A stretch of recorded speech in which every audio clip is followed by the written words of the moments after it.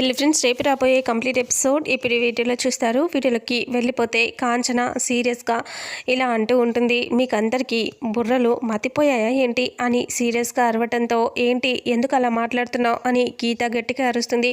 అప్పుడు నన్ను నోరు మూసుకోమని చెప్తావే, ఆవిడ గారు చెప్పిన వాగ్దానాలు మర్చిపోయిందా ఏంటి, అందుకే గుర్తు చేద్దామని లేచి చెప్తున్నాను అని కాంచన అంటుంది. అసలు దేని గురించి మాట్లాడుతున్నావు నువ్వు అని అంటూ ఉంటే, ఈ చిన్న అమ్మాయికి శరణ్యకి పెళ్లి చూపులు దాకా వచ్చేశారు. అప్పుడు శరణ్యని చూసుకోవడానికి వచ్చినప్పుడు ఏం చెప్పారు అది గుర్తుందా? పెద్ద అమ్మాయికి పెళ్ళి మొత్తం బాధ్యత తీసుకుంటామని చెప్పారు కదా. మరి ఈ అమ్మాయిది పెద్ద అమ్మాయిది అవ్వకుండానే చిన్నదాన్ని పెళ్లి చేద్దామని చూస్తారా మీరు? అసలు పెళ్ళయి వాళ్ళు పిల్లల్ని ఎత్తుకొని తిరుగుతూ ఉంటే ఇది మాత్రం ఇలాగే కూర్చోవాలా అని సీరియస్గా కాంచన అంటుంది. అసలు ఈ పెద్ద మనిషిని అనాలి, మాటలు బాగానే చెప్తుంది కానీ చేతలు ఏమీ ఉండవు. అసలు ఎవరైనా బుద్ధున్నోళ్ళు ఆలోచిస్తారు కదా, చిన్నదాన్ని పెళ్లి చేశారు, పెద్దదానికి ఇంకా పెళ్ళవలేదు అని, రేపు దాన్ని చూసుకోవటానికి ఎవరైనా వస్తారా అని సీరియస్గా అరుస్తుంది. అలా అరిచేసరికి ఇక అప్పుడే ఆనంద వాళ్ళ భర్త ఇలా అంటాడు, అమ్మ చూడు, మీరు అనుకున్నట్టుగానే అలా ఏమీ జరగట్లేదు. ఆనంద ఆల్రెడీ అనన్యకి పెళ్లి చూపుల విషయాలు అన్నీ మొదలు పెట్టేసింది. తనకి పెళ్లి చేయాలని సంబంధాలు కూడా చూడటం మొదలుపెట్టింది. కానీ ఆ విషయం ఇంకా మీ దాకా తీసుకురాలేదు. సమయం వచ్చినప్పుడు తనే చెప్తానని ఉంది, అంతేకాని చెప్పకుండా ఇలా దాచిపెట్టాలనే ఉద్దేశం ఏమీ కాదు అని సీరియస్గా అంటాడు. అలా అనేసరికి ఇంకా అప్పుడు కాంచన సైలెంట్ అయిపోతుంది. గీత ఇలా అంటుంది, చూసావా అయిపోయింది కదా, తెలిసింది కదా, కూర్చో అని గీత సీరియస్గా అంటే కాంచన సైలెంట్గా కూర్చుంటుంది. అనన్య వైపు చూస్తే అనన్య ఏంటిది అని అంటూ ఉంటే, నువ్వు ఊరుకోవే, నీకేమీ తెలీదు అన్నట్టుగా ఇద్దరు సైగ చేసుకుంటూ ఉంటారు. ఆ తర్వాత శరణ్యకి దర్శన్కి పెళ్లి ముహూర్తాలు పెట్టమని పంతులు గారు అమ్మ పెట్టాలా అని అడిగితే, మంచి ముహూర్తం చూడండి పంతులు గారు అని చెప్పగానే శరణ్ చెప్పేసి పంతులు గారు ముహూర్తాలు చూసి చెప్పేస్తాడు. ముహూర్తాలు చూసి చెప్పిన తర్వాత ఈ సమయంలో ఈరోజు బాగుంటుందని చెప్పడంతో అందరూ చాలా హ్యాపీగా ఫీల్ అవుతూ ఉంటారు. అప్పుడే దర్శన్ అలాగే శరణ్య ఇద్దరు కూడా వెళ్ళిపోయి పంతులు గారి కాళ్ళకి నమస్కారం చేసుకుంటారు. వాళ్ళ కాళ్ళకి దండం పెట్టుకుంటూ ఉన్నప్పుడే దర్శన్ శరణ్య వైపు చూస్తే శరణ్య ప్రేమగా దర్శన్ వైపు చూస్తుంది. వాళ్ళిద్దరిని అందరూ చూసి చాలా సంతోషపడతారు. ఆ తర్వాత అందరూ అక్కడి నుంచి వెళ్ళిపోతారు. ఇక దర్శన్ తన గదిలోకి వెళ్ళిపోయి టెన్షన్ పడుతూ పెళ్లి ముహూర్తాలు కూడా పెట్టేశారు. అమ్మ ఈ విషయం గురించి నేను వెంటనే ఇలా జరిగిందని చెప్పి సమీరతో చెప్పాలి అని అనుకుంటూ టెన్షన్గా ఆలోచిస్తూ ఉంటాడు. అంతలో ఆనంద అక్కడికి వచ్చేస్తుంది. వచ్చి దర్శన్ అని అనగానే అమ్మ అని అంటాడు దర్శన్. ఆనంద అంటుంది, ఏంటి దర్శన్ ఏదో కంగారుగా ఉన్నట్టున్నావు, దేని గురించో ఆలోచిస్తున్నట్టున్నావు అంటే, అదేం లేదమ్మా అని అంటూ ఇలా అంటాడు. చూడు, కొన్ని విషయాలు మర్చిపోవాలి, పాత విషయాలు పాత జ్ఞాపకాలు అన్నీ మర్చిపో, కొత్త ప్రపంచంలోకి వచ్చేసాయి అని అంటూ వేరే పాత విషయాల గురించి ఆలోచించకు సరేనా అని అంటే దర్శన్ సరేనంటాడు. ఆనంద అక్కడి నుంచి వెళ్ళిపోతుంది. ఆ తర్వాత దర్శన్ ఆలోచిస్తూ ఉంటాడు, అమ్మ అసలు దేని గురించి చెప్పింది, నేను వెంటనే సమీరని కలవాలి అని దర్శన్ సమీర దగ్గరికి వచ్చేస్తాడు. సమీర దర్శన్ ఇద్దరు బయట కలుస్తారు. ఇక అప్పుడు దర్శన్ ఇలా చెప్తాడు, పెళ్లి ముహూర్తాలు కూడా పెట్టేశారు, చెప్పు సమీర అంటే, ఇంకేం చెప్పాలి దర్శన్, అన్నీ నువ్వు చెప్తూనే ఉన్నావు, నేను వింటూనే ఉన్నాను. నేను యుఎస్ నుంచి నీకోసం వచ్చాను, వచ్చినప్పటి నుంచి నువ్వు ఏదో ఒక కథలు చెప్తూనే ఉన్నావు, నేను వింటూనే ఉన్నాను. అమ్మ అమ్మ అమ్మ అని ప్రతిసారి నువ్వు మీ అమ్మ గురించి చెప్పటం, మీ అమ్మ చేస్తుంది పోతున్నానని చెప్పటం, ఇవన్నీ జరుగుతూనే వస్తున్నాయి. నువ్వు నా కోసం ఏం చేస్తున్నావు దర్శన్, చెప్పు, నేను నిన్ను ప్రేమించటం తప్ప అసలు నేను ఇంకేం చెప్పాలి దర్శన్ అని సమీర సీరియస్గా అరుస్తుంది. ఇక అప్పుడే దర్శన్ ఇలా అంటాడు, ఐఎమ్ సారీ సమీరా, నేనేమి చెప్పలేని పరిస్థితుల్లో ఉన్నాను, అందుకే ఏం చెప్పలేకపోతున్నాను, అమ్మ మాటని కాదనలేకపోతున్నాను అని అంటూ ఉంటే, మరి నిన్న మొన్న వచ్చిన 4 ఏళ్ల నుంచి ప్రేమిస్తున్న నా మీద కంటే నిన్న మొన్న వచ్చిన శరణ్య మీదే నీకు ప్రేమ ఎక్కువైందా అని అనగానే, లేదు, శరణ్య మీద ప్రేమతోనో మోజుతోనో నేను తనని పెళ్లి చేసుకోవాలి అనుకోవట్లేదు, కేవలం అమ్మ మాట కోసమే పెళ్లి చేసుకోవాలి అనుకుంటున్నాను తప్ప తన మీద ప్రేమ మోజు అలాంటివి ఏమీ లేవు నాకు అని అంటూ దర్శన్ అంటాడు. నేను నిన్నే ప్రేమిస్తున్నాను, నువ్వంటేనే నాకు చాలా ఇష్టం, కానీ పెళ్లి విషయంలో మాత్రం అమ్మ చెప్పినట్టే వింటాను, నా వల్ల కాదు, ఐఎమ్ సారీ అని అంటే, ఏంటి దర్శన్ నువ్వు మాట్లాడేది అంటే, నువ్వు నన్ను మర్చిపోమని చెప్తున్నావా? నేను మర్చిపోలేను దర్శన్, నేను మర్చిపోలేను. ఎవరైనా ప్రేమించిన వాళ్ళు ఇలా మాట్లాడతారా దర్శన్? ప్రేమలో అలాంటి మాటలు వస్తాయా? రావు కదా. కానీ నువ్వు మాట్లాడుతున్నావు.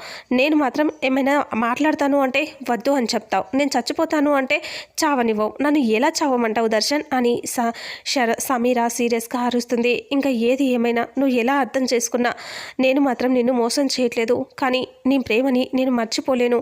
అలాగని నువ్వు కావాలని గట్టిగా ధైర్యం చేసి చెప్పలేను. నా వల్ల కావట్లేదు.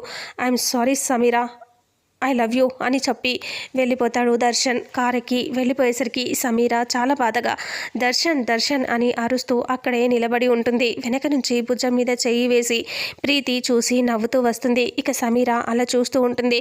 ప్రీతి ఇలా అంటుంది, ఏంటి నీ ప్రేమని కాదని కాళ్ళతన్ని వెళ్ళిపోయాడని బాధపడుతున్నావా అంటే, నో దర్శన్ అలాంటి వాడు కాదు, నన్ను మోసం చేయడు అని అంటుంది.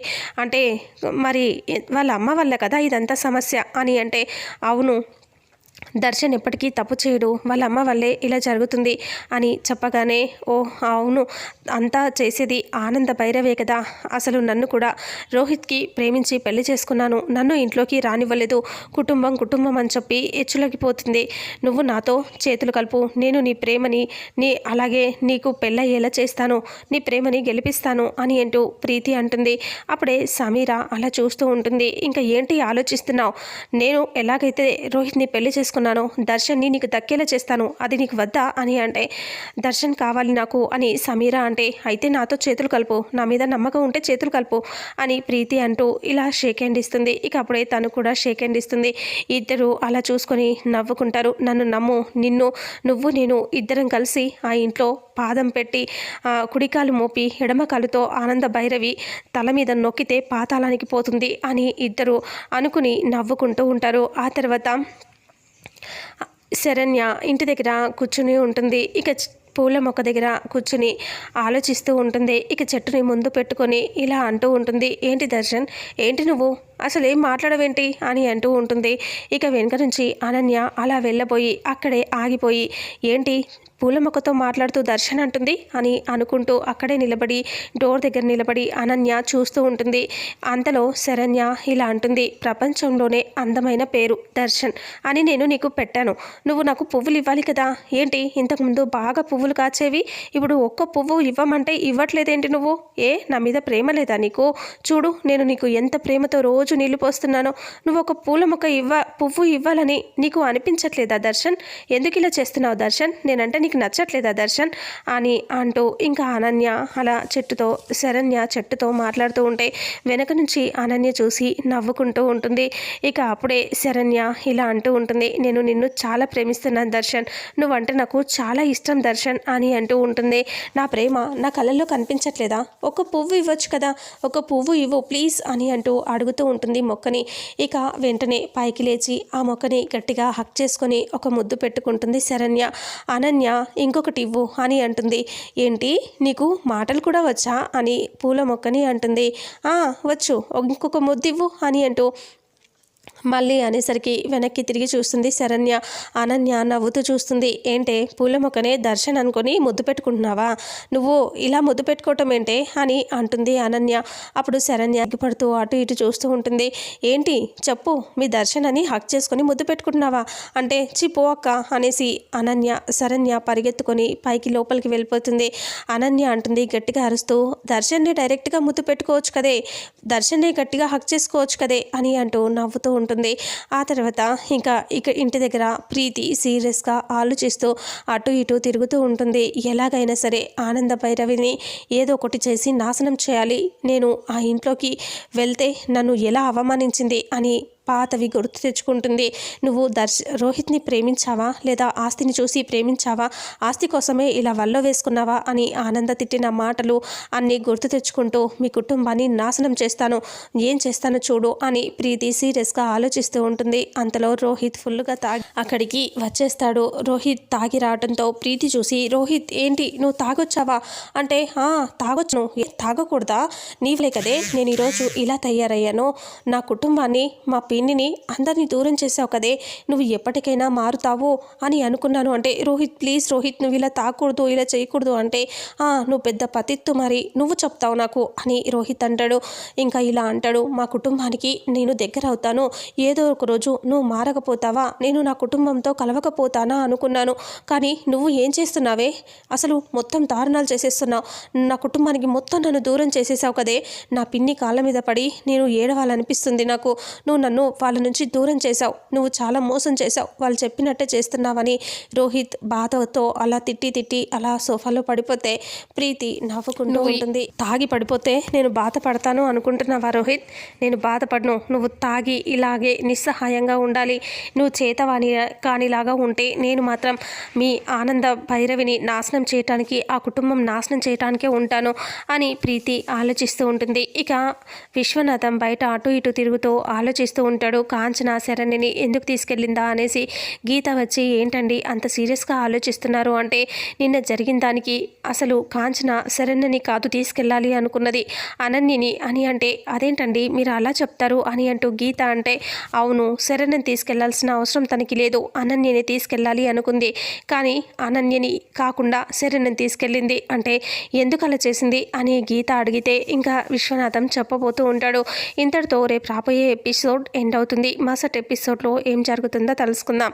వీడియోని చూసిన ప్రతి ఒక్కరూ వీడియోని లైక్ చేయండి, షేర్ చేయండి, కామెంట్ చేయండి. అలాగే మన ఛానల్లో మరిన్ని అప్డేట్స్ కోసం ఛానల్ని సబ్స్క్రైబ్ చేసుకోండి. Thank you so much.